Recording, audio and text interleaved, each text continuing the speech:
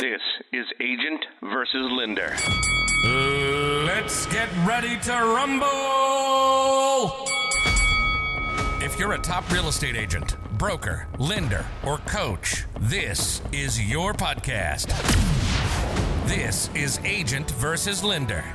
If it's about real estate or the lending industry, it's fair game. This is Agent versus Lender. And now the hosts, Ron Pippin and Taylor Archibald. Welcome to another episode of Agent versus Lender. And today we have with us Sam Parker of My Credit Guy. So Sam's going to talk to us about credit. Now, you know, as a loan officer of 25 years, this seems to be one of the most misunderstood sections of the process of getting a mortgage. It's just like people just don't want to talk about their credit, whether it's good, whether it's bad, especially if they have some issues on it. So Sam's going to talk to us to the perspective of what we as lenders and agents can do to help our borrowers. Then he's also going to talk to us about maybe what the borrowers can do as well. So Sam, welcome to Agent versus Lender. I am so happy to have you here today. Hey, Ron, thanks so much for having me. I really appreciate it. And hopefully we can spice credit up a little bit and make it a little more exciting than what most people normally think of. Yeah. So there's a lot of misconceptions about credit. So, you know, I have a lot of questions that I can ask, but I'm going to let you, let's introduce you a little bit. I'm going to let you introduce yourself a little bit, tell you just a little quick background about you and yourself and you know, how you got into credit. Yeah, absolutely. Well, I kind of fell into it, honestly, I'm from Iowa originally, and I was going to college in Cedar Rapids, Iowa, and between semesters during the summer, I was working at MCI back when home phones were a thing, and I ended up, you know, accidentally being pretty good at that. You know, the phones and talking to people went well. So I got a call from a headhunter. They said, "Hey, do you want to run a sales and marketing department?" And I wasn't enjoying college that much at the time, like, you know, going somewhere and doing something when somebody said to do it sort of thing wasn't, you know, my cup of tea. So I took this job opportunity, and it ended up that running sales and marketing for a startup company just means you're the only telemarketer in a really little room. So I took it and I ran with it though. And it was a credit repair company, and they didn't do a very good job they had no idea what they were doing. They just put a big stack of papers down in front of me and said, "Call these people, they have bad credit." And so I was calling people and just saying, "Hey, I know you have less than a 580, and they were mad about it. So I said, "Hey, you know, this can be done better. There's a better way to do this." So I started reaching out to mortgage lenders and saying, "Hey, we'd love to help your clients who need help." I ended up, when I was about 20 years old, leaving that company because they, like I said, their moral compass didn't quite align with where I was wanting to go. So I left that company, started my own, built that company for about 3.5 years, sold to a competitor, ran that company for about 6 years. And then 6 years ago, started My Credit Guy. So it's been a little bit of a windy road, but you know, once I got into credit repair, it was so much fun. I just couldn't get out, Ron. So. Well, cool. Sounds like you've got quite the background of experience to draw from. So tell me, man, I've got so many questions, and I know that anybody on this call would or anybody on this podcast would have so many questions.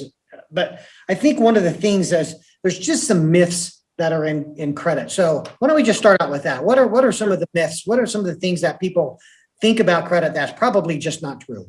Well, the number one thing that I would say is the whole attitude around credit of you're a victim of it, that it happens to you, that you're crossing your fingers and hoping that your credit's good enough, right? Like, it's the information's out there. Credit is a high stakes game, but the rules are written very clearly if you know where to look. Now, they're not told to us proactively, but you can find them. And once you find them, it's a tool that you can use to save money, make money. I mean, create generational wealth. You know, credit is yours to use as you see fit. It's not something that should control you, right? So that's kind of the attitude around it is in itself, kind of a myth that you can't control it, that credit's, kind of something that happens to you, and cross your fingers that it stays good. Getting into things more in more detail, you have myths like just paying your bills on time keeps credit, great. I see all the time in these community forums where, it's just borrowers or consumers talking to consumers, and it's hard to even get the correct information in there because there's so much bad information. People saying, you know what, it's easy, pay your bills on time, dummy. It's like, no, that's not true. It's not just pay your bills on time. Okay. I'm glad you clarified for that, because when you said no, at first when you said pay your bills on time, you said no. I'm thinking, well, yeah, you have to pay your bills on time, but you clarified and said that's not the only thing. So it's important, right? Payments. That's the number one thing. Late payments are a killer. Yeah, no, making your payments is the number one golden rule when it comes to credit. You can't get a late pay. There's no such thing as a little late payment. And that's going to draw from the largest section of the credit scoring algorithm that makes up 35% of the overall credit score is your payment history. Do you make on-time payments? But what I just said, that makes up 35% of it, which leaves 65%, right, of the credit scoring algorithm that's unaccounted for by just paying your bills on time. So there's things like to go along with that, like when a financial guru like Dave Ramsey says, cut up all your credit cards, close out all your accounts. What he's just telling you to do, if I got that information and you said, hey, translate this into credit advice, what he just said, I would say, well, what he just said was to eliminate all of your pay history that you've built up over the last several years. What he just told you to do is to eliminate any cushion that you had in the 30% credit usage section of the algorithm, which is your balance to limit ratios on your credit cards. Because when you cut up and close out your credit cards, not only do you eliminate the pay history from reporting, that makes up 15% of your credit scoring algorithm, but now you don't have a sample to take out of the 30% credit usage. So you might even go to a no credit score, or at least a very low credit score, by removing these huge chunks of the credit scoring algorithm, right? And so that's one, is cut up all your credit cards, close your accounts out. And what people need to realize is this is a financial resume. This is a running financial resume. And when I look at a resume to decide if I want to hire somebody and pay them a lot of money, or translate it to credit, when I look at your financial resume and decide if I want to lend you $300, $400, $500,000, I want to see that you're actively engaged with your credit, making good choices, displaying good habits, good behaviors, and that you're somebody that I want to lend my money to because I know I'll get it back. Yeah, so I've seen that happen many times where somebody thought they were doing the right thing by like closing out their credit cards, because they just assumed that closing those out, not having them on there anymore is good. But I've seen their credit scores just like take huge dives when they do that. Yep. So why is that? I know it's in the algorithm, but it just seems almost unfair that you've been making payments on a credit card for years, and because you close it out, now you lose your entire pay history and your credit score drops. So why is it that they do that? I don't know, maybe you can't answer that, but why is that? Well, I can. It's because 10% of the credit scoring algorithm is proper mix of credit. And so if you're only showing, I explain it like it's a quarterback trying out for a team, okay? So it's like the creditors and the credit scoring algorithm are in the bleachers and they're taking notes. And when you close out like credit cards or really any accounts, but especially credit cards, because those show the ultimate discipline, because they're kind of open-ended, open-termed, do with this as you will credit lines. So it's like scouts are watching you and you're taking a snap, nobody rushing at you, backing up and throwing a nice easy pass over the middle, right? Like that's simple. You should be able to make that pass. Congratulations. That's just like somebody saying, I have a car loan and a student loan and I make my payments on time every month. It's like, great. You have two things to be responsible for in your whole life, and they're the easiest things, and you throw it straight over the middle. Fine. when you want somebody else's money, remember, this isn't like some amendment, like this isn't a right as a U.S. citizen to just have, you're asking for somebody else's money, and not just a little, hundreds of thousands of dollars. They get to make the rules. And they say, well, what we want our tryouts to look like isn't just taking a snap, backing up, making an easy throw, or handing it off. We want to see, we're going to put 3 guys running at you. That's called a credit card, because it's tough, right? We're going to put 3 guys running at you. We want to see you run out of the pocket and have to throw on the run. Like, we want to see what happens under pressure. We want to see what happens in different scenarios before I lend you $400,000 that you promised to pay back to me over 30 years, right? And so it's just a different set of skills that they want to see, and they want to see the whole sum of it, not just what you pick and choose to be safe, because they make the rules, not us. So what you're saying is, you having just a credit card or just a student loan or just a few accounts doesn't give them a really good picture of what you're going to do in your financial picture when they start adding more accounts. So it's Right. good to have a credit card or 2 or 3. It's good to have a car loan. It's good to have I don't know. It's good to have different, revolving accounts, installment accounts, a mortgage, different types of credit. And that doesn't mean, and maybe we should get to this too, is it doesn't mean to carry large balances on them, but it just means to show that you are using different types of credit responsibly. Absolutely. It's and once you know the rules of the game, you wouldn't max out a credit card. You wouldn't, because you understand that it's like taking a 50-yard penalty in football. You're like, oh my God, I wouldn't ever want to do the 50-yard penalty. It's like, well, then don't do these things, and then you don't have to worry about that, right? So knowledge is definitely power with this, but it is, Ron, it's just more, it's simple, but it's more complicated than most people know, right? Because it's just, it's like, like I say, it's like a resume, right? And so when you don't have, imagine a resume where all you had was one type of person, right? And you're like, I've known this person, they've known me since I was a little kid. But that was the only person that was willing to stand up for you and say anything nice, right? It's the same thing on your credit. All you're trying to do is get a bunch of people that when you walk into a bank, it's virtually like this. If you can imagine this, it's like you have 20 people behind you walking in going, he's good stuff.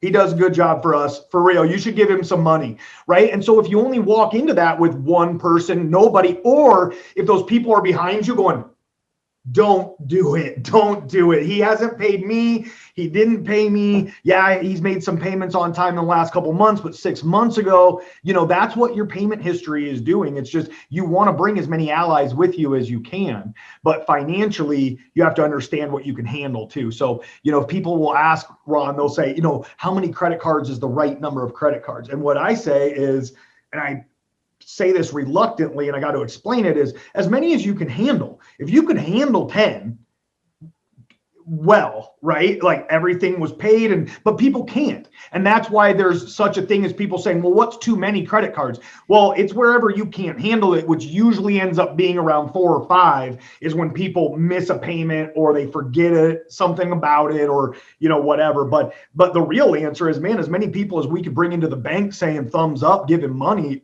is good for you, So let's talk about credit cards for just a minute. So credit cards, if you have credit cards and you start running up those balances, or worse, going over the credit limit, yep. Where's that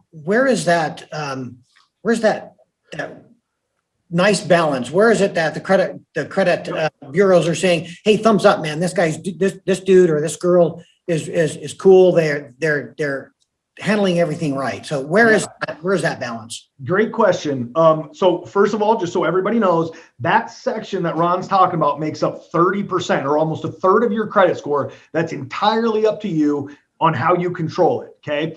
Now, everything in this algorithm or in this section is based on ratios, which means it doesn't allow somebody who, just because somebody has a $50,000 credit card doesn't give them any advantage over the person that has a $500 credit card. It's all about the balance to limit ratios. And what you want to do is never go over 50%, or at least if you do, understand what you're doing to yourself. Like I have a rewards card and I rack that thing up every month. I'm also not trying to purchase anything. And I know that when I need to get that paid down, rescore it or let it update, right? But if I'm following my own rules, I'm never going over 50%, because once you go over 50% of the balance to limit ratio on a credit card, that sends out red flags to the credit scoring algorithm. That implies you're overutilizing your credit lines, that you don't have cash to back it up. Otherwise, why would you be maxing out this credit card or on the plus side of 50%? So 50% is where you got to stop. Don't go over that, or at least don't maintain a balance over 50%, or else that card is more than likely hurting you more than it is helping you when you maintain a higher balance like that. Now, if somebody says, hey, what is just a good practice where my credit score is going to stay really, really healthy all the time? It's 30% and under. And then if you wanted to be in a perfect world and really maximize this section of the credit scoring algorithm, you would keep it between 5 and 10%, not 0%. And people will be like, oh, I don't want to pay interest. You're paying a credit tax to have really great credit, because if you pay it down to 0 and keep it at 0, credit scoring algorithms are damned if you do, damned if you don't mechanism, right? So if you keep it at 0, then you're not showing the scouts in the stand anything. It's not just that you have it and that you don't utilize it. They want to see you, remember, roll out, run away from people, pass on the run, right? Well, that's using credit on a monthly basis. So what I tell people is go out, get a tank of gas, whatever that puts you at, pay it down between that 5 and 10%, keep it there for the next month, make your next minimum payment. And then once you get down below 5%, put that next tank of gas on it. But as long as you keep your balance to limit ratio in that, like I was saying, the credit scoring algorithm is intelligent in the fact that it's not going to allow somebody that's rich to just have a better credit score because they have a larger credit line. It's all about how you treat those opportunities. Yeah, cool. So you've mentioned credit scores a couple of times, and if I remember right, I think the FICO model goes from 350-ish to 850. Does that sound about right? Yes, sir. Okay, so when somebody goes out and pulls a credit report, like at I don't want to say one of the websites, but the free credit report. freecreditgarbagescore.com. Yeah. So why is there if they go out and pull a credit report there, and then I pull a credit report for a mortgage report, and then maybe a credit card pulls it, and so they're getting their score from either free credit report, wherever, and maybe from their credit card, and then from me, we each have different credit scores. Yep. What is that?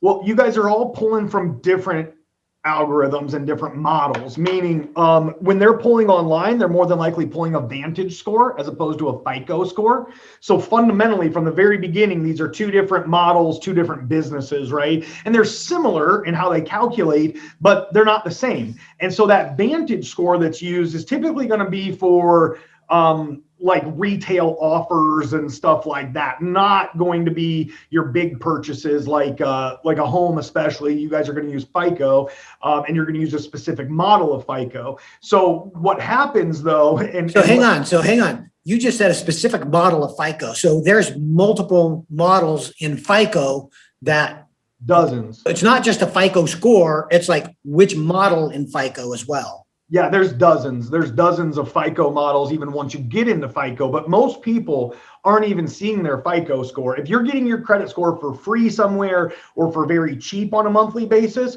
it's more than likely a Vantage score. Now, the problem with that, Ron, is that people will go there, they'll look at their Vantage score, it'll say 720, then they're encouraged to apply for something that would require a 720 FICO score to qualify for on that website. And then they apply, and then they're introduced to something that actually fits their 660 credit score. So it's kind of a big bait and switch and funnel a lot of times with those Vantage scores.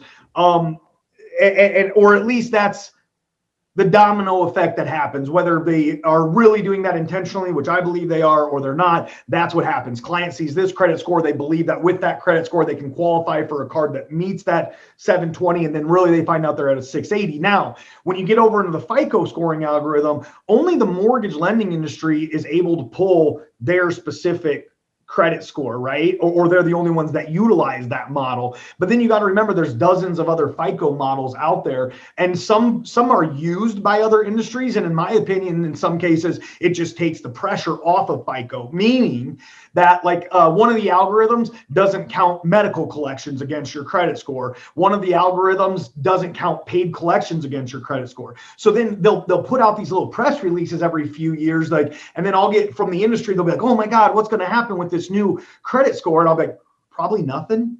Nothing. It's all just smoke to say, look, we're at least making it available. The big bad banks aren't choosing this. And it's like, well, of course they're not going to choose it. That doesn't, I mean, I know medical collections are they suck, but at the same time, like a bank needs to know if you paid your $25 copay or not. I understand that it's frustrating, but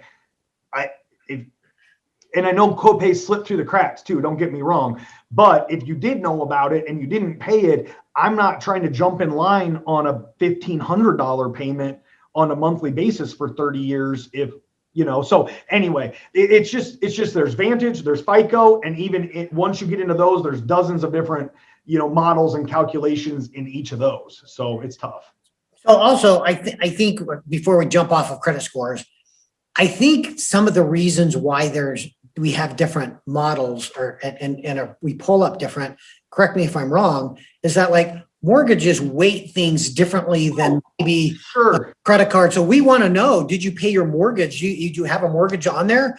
And that's really important to a mortgage person, and maybe not so much for somebody that's buying a car or a credit card. Yes, exactly. Things differently. Yeah, you're exactly right. And that's what those different models do, is it weighs things differently because each industry cares about things a little bit differently. And like the mortgage industry not only cares about past mortgage payments, but it's also looking at other certain things that, you know, the auto industry is like, I mean, we're not worried about that. They can make this little payment. So we're keying in on these factors, where the mortgage industry sees other calculated factors that they're like, well, that would indicate the ability to repay a larger installment loan like a mortgage.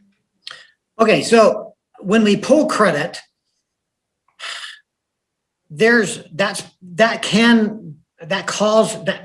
is called an inquiry. Yep. And your credit score can drop if you pull too many of them. But I understand now, I've heard like different windows. So there's a window of opportunity when you're buying when you're buying a house, that you can have your credit pulled and not affect your credit score. Is there any truth in that? Yeah. There's a 45-day window in the mortgage industry. And in most industries, there's a 30 to 45-day window where in a like industry, meaning auto loan, if I go and I get my credit pulled at this auto dealership and then 7 inquiries get added because of that, I only got hit for the first one. Same thing with the mortgage. You get hit for the first one in that 45-day window. And honestly, even that first one, Ron, you're probably talking 0 to 3 points in most cases for a mortgage inquiry. I will say to any customers listening or borrowers, and I give tough love, guys. So I just want to shoot it to you straight. This is usually where a borrower will point at and go, look, see all these things that aren't my fault, right? And then I usually look at the credit report and I go, you have a credit card that's over 50%. Oh, wait, 2 credit cards over 50%. You have a late pay from 6 months ago, and you have a collection that hit the credit report in the last 12 months. I'm not worried about these inquiries because it's that scapegoat. And it goes back to that very first thing we talked about. The myth about credit is I'm not in control of it. You are in control of it. As soon as you say, I want to control it, right? And so, yeah, we definitely got to sort through that part of it as well. Okay, so what are some things that maybe somebody could do to just like maximize their credit? Are there specific things that maybe somebody can do and say, if you do these things, other than make your payments on time? Yep. And so we talked about two things: making your payments on time and keeping your credit utilization under that 50% or down to the 20 to 30% is the ideal, or 5 to 10% is the ideal. Yep. Other than those two things, what are some other things that maybe somebody can do to help keep their credit score higher than, keep it higher? Yeah, so there's some immediate things that you can do, and then there's some best practices on a regular basis, right? So number one, if somebody came to me today and said, Sam, I got 30 days, tell me everything I can do to jump my scores up as quickly as possible, I'd say, all right, when we get off the phone here, what I want you to do is go to optoutprescreen.com and select the 5-year electronic opt-out. That's going to remove them from any unsolicited credit offers for the next 5 years. And that usually gets somebody 7 to 12 points in a week or so. It, in some cases, does absolutely nothing, but it won't hurt you. Okay, so that's one little trick there. I would then look at credit cards and look at those balance to limit ratios. And I would look at the money I have. And then I would also understand that I'm scored on my individual balance to limit ratios and my overall balance to limit ratios, meaning there's strategy here. So let's say I have $1,000 available and I have 3 credit cards. One is a $2,000 credit card that's maxed, and then I have 2 other credit cards that are only $1,000. I would be better off to pay those 2 smaller credit cards down to 0, or between 5 and 10%, like I said earlier, and leave that other one maxed out, because no matter what, my overall balance limit ratio is going to be impacted by that $2,000. But now I can really max out my points on my individual lines there by getting 2 of them paid all the way down. So I would opt out. I would look at my balance to limit ratios on my credit cards. On collection accounts, I would call them and or correspond with them, or have my credit guy do it, and I would try to get paid for deletions. I would call them up, and if I didn't disagree with it, I'd say, listen, I owe you $732. I got $300 for you right now if you're willing to take this off my credit report. If they will, I would do that and save the $400 and some and get a deletion off the credit report. And if they wouldn't, I wouldn't pay them. I would move on to the next one.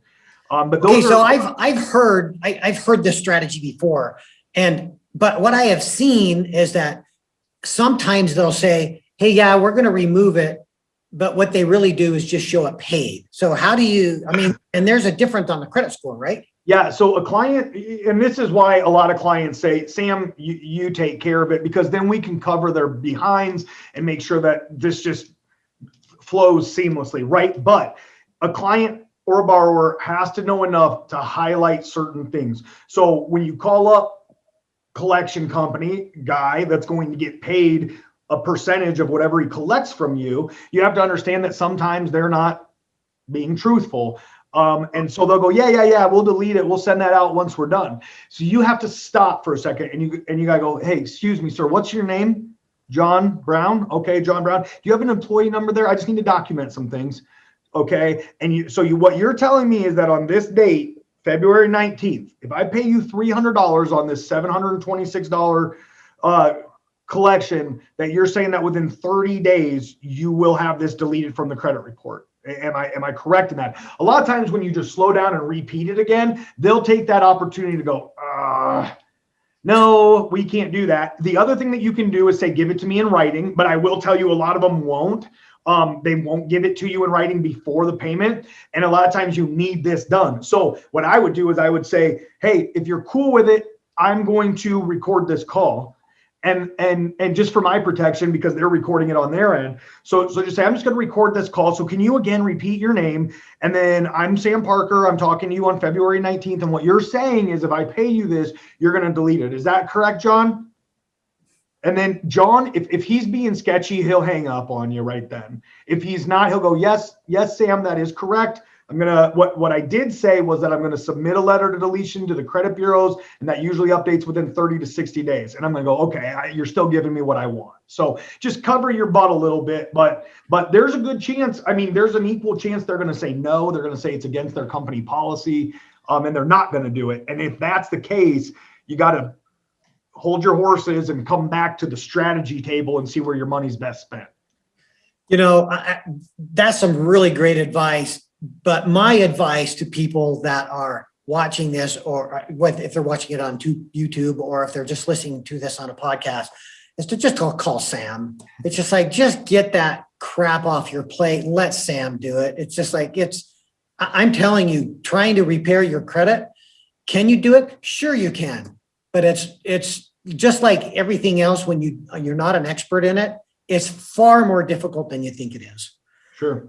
So, you have just a little more time? I got 5 more minutes for you, Ron. Let's go. All right, cool.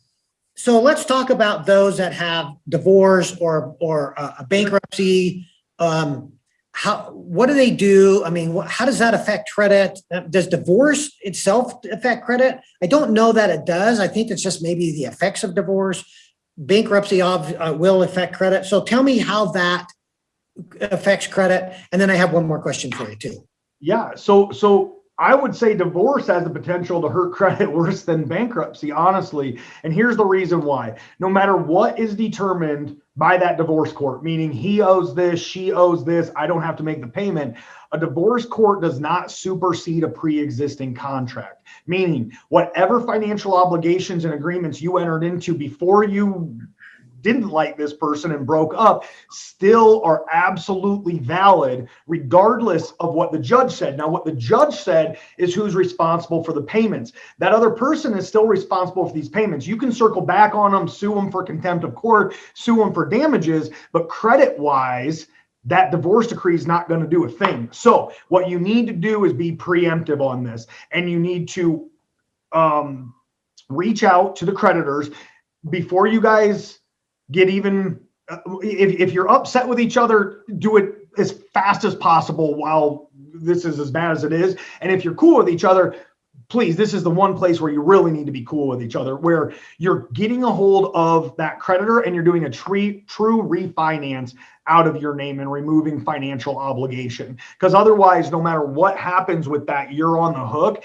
Even if you guys have said, now listen, you promise you're going to make the payments. When it doesn't happen a year from now and that hits your credit report, I can go to the bureaus and I can show them the divorce decree. And I got probably a 40% chance of getting it removed, maybe a little bit less.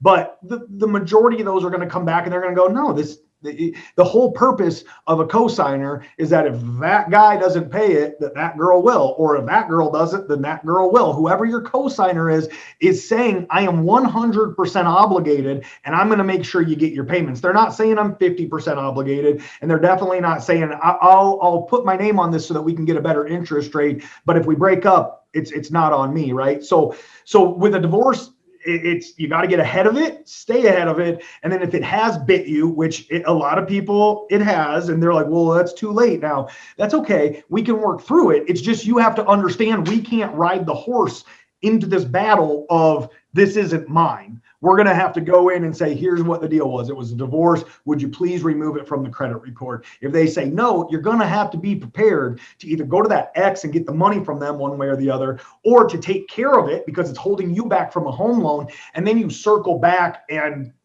go through the proper legal channels to get your money back that way. Now, with a bankruptcy, that's a whole different story. A bankruptcy, a lot of people think that it's like a financial death sentence, and it's not. It's a rebirth, really, as long as you do it correctly. Most people are going to have filed a Chapter 7 bankruptcy, Ron, which is a complete dismissal of all debts that aren't government-backed. So a lot of people are getting rid of pretty much everything on their credit report. But then what they don't realize is that all of those individual items that they filed on, there's this MOP rating. It's like a secret rating system in credit that's kind of behind the scenes. And you really only see it on the mortgage report. But when you get to a collection, charge off, profit and loss, that's a 9 rated account. Once something's been in a bankruptcy, that's a 7 rated account. And that's a huge difference in the credit score. If all you looked at was a credit profile that had included in bankruptcy $0 balance, and then you had us go through it, you would see in some cases, an 80, 100-point increase over 30 to 60 days, but you might not see on like a consumer report, you might not see any, you'd be like, what is different about this? And it's because we got those MOP ratings changed. So after a bankruptcy, it's just credit cleanup, make sure that everything is either removed or updated, and then it's reestablishment of positive trade lines, because you got to get those people walking in the bank with you saying they do it after the bankruptcy. He's done a really good job for me, because right now on your credit report, you just got a bunch of people in the background going, nope, nope, nope. Cool. So I don't know if I asked this question. So that's really good, great advice. So I appreciate that. I don't know if I asked this question yet. Is there some strategies that a real estate agent can take to help their clients? Well, first of all, Ron, if there's a lender like you who's saying, I want to help with these clients, the best thing that they could do is go all in on that and say, okay, other people just want my 720 referrals. They're asking me where it's coming. And this guy is saying, I have an incubator for you. So number one, get with a lender, Ron, who is willing to kind of shoulder the weight and work with me to polish these people up and get them back to you. But I think, again, a lot of this is mindset. And you have this whole group of your community that you're ignoring right now because they're not, in your eyes, good enough, and that's how they're feeling too. Well, because you're not giving them any attention. There's people out there going, I want to buy the house that you're putting up. I love 123 Main Street, but I don't have good enough credit, and you're not giving me any ways to do it. So I guess I'll just rent, and then you know what I mean? So it's that realization that your audience is bigger than you think it is, and that you need to have avenues for them to reach what it is that you're trying to show them. So like one thing, Ron, that we have that I'll give to you is white label pages that you can get out to every realtor that wants to work with you on this. And what that'll do is at the end of each one of their listings or emails, it'll say, look, if credit is an issue, click this button and sign up for a free review. And then we'll do a free game planning session with them. That'll drop them straight into our CRM. It'll tag you and the realtor. And then we'll update you that next day and say, hey, listen, Joe Schmo entered into our system off of your 123 Main Street Facebook post and is ready to do whatever it takes to get back and qualify for a home loan with you, Ron, and for a house with you, realtor. So, just talk to them. They're there. And through Ron, we provide tons of credit education videos, all sorts of different content. Any realtor that's watching this, Ron, whenever they want to do a first-time home buyer seminar or a credit education seminar, and then they have the mortgage expert with you on there, that's a really great Facebook Live. That's a great webinar. Or, we could always figure something out live once the world's back to normal. Cool. So credit. We've all, I'm not going to say we've all been through it, but I've been through some times when credit, my credit was like really not good. And I wish they would teach this kind of stuff in high school and even colleges, but they don't. And so when we start getting credit, it's just like we screw it up. Yep. Anybody that's listening to this, whether it's a real estate agent, whether it's a lender, whether it's a borrower, whether it's anybody, just realize that. Don't feel bad, man. After 25 years, well, I always say I've seen it all, but every once in a while, somebody surprises me, but I've seen most of it, and we've all been through it. So don't feel bad about having some credit issues. It can be resolved. Now, sometimes some of it's easier than other times to get resolved, but it all can be done, but if you're willing to. That's right. It's absolutely a game that you can win at as soon as you quit throwing your hands up in the air and saying, I don't know what's going on, and just take control of it. You might have, worst case scenario, you might have a buckle down 6 to 12 months in front of you, but there's nobody that can't have a great credit score in 12 months if they just work at it and know the rules of the game. So get a hold of Ron. Ron will put you in touch with us if you need to, and we'll get you sorted out. Cool. So I usually ask people if there's a way to get hold of you, but I don't know. Do you want them to just call me? I really do, Ron. That's going to be best, because there's a lot of times where people are worried about their credit. They get a hold of you. They say, hey, just when you pull my credit, just don't judge me. And you're like, I'm not going to judge your 686 credit score I just pulled. They think that that's bad, right? And so right. I think that it's going to be best for them to talk to you. That way, once you send them to me, we're going to have that clear-cut strategy of, we got a month, we got 6 months, we got 12 months. What is it that we're working with? And then that way we have a team built around them, and they know that they're taken care of every step of the way. All right, cool. Sam, this has been like one of my favorite episodes, just because everybody has questions about credit, like everybody does. Yeah. So I think you've provided some really great insight, some really great strategies to help people. And so I appreciate you taking the time out of your busy day. Hey, this was a lot of fun, Ron. I appreciate it. And let me know when the next one is, okay? Okay, sounds good. All right, we'll see you. All right, so if you guys want to get hold of me or my team, just give us a call at 801-628-7667, and we'll hook you up with Sam and his team. And that will bring to close another episode of Agent versus Lender. You've been listening to Agent versus Lender.